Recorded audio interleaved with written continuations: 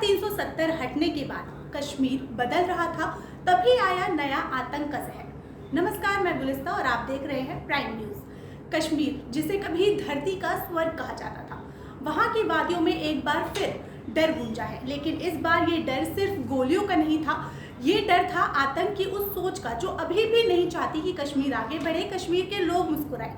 जब अगस्त 2019 में धारा 370 हटाई गई तो देश भर में बहस छिड़ी, क्या कश्मीर का भला होगा, क्या हालात सुधरेंगे। पिछले 4 सालों में हमने देखा कि टूरिज्म में बूम आया। गुलमर्ग, सोनमर्ग जैसी जगहों पर रिकॉर्ड संख्या में टूरिस्ट पहुंचे। लोकल टैक्सी ड्राइवर, होटल मालिक, दुकानदार, सबकी आमदनी बढ़ी। 2023 की अब बात करें तो कश्मीर में लगभग 2.5 करोड़ से ज्यादा टूरिस्ट आए, जो अपने आप में एक रिकॉर्ड है।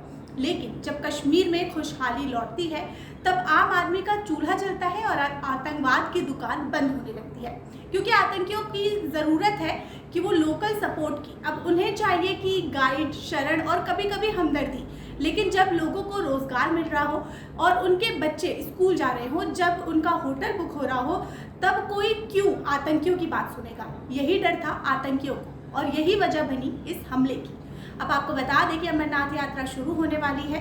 हर साल लाखों श्रद्धालु कश्मीर आते हैं और होटल, टैक्सी, दुकानदार, गाइड, सबकी रोजी इसी से चलती है। लेकिन आतंकियों को ये मंजूर नहीं, इसलिए उन्होंने एक नृशंस हमला किया।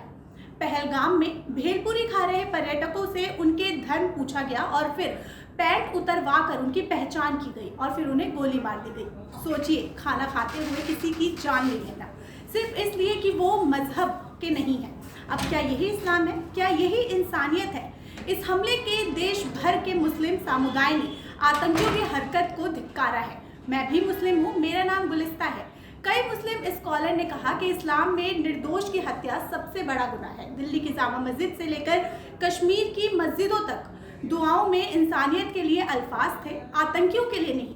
सोशल मीडिया पर भी लोग खुलकर बोल रहे हैं कि ये हमला मजहब पर धब्बा है, क्योंकि आतंकी चाहे किसी भी धर्म से हो, वो पहले इंसानियत के दुश्मन होते हैं।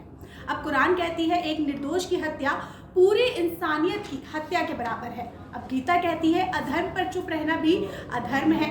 बाइबल कहती है अपने पड़ोसी से प्रेम करो। तो फिर कौन सा धर्म सिखाता है कि किसी की पैंट उतरवाकर उसकी जान ले लो? सच ये है कि आतंक का कोई धर्म नहीं होता, आतंक की कोई जात नहीं होती।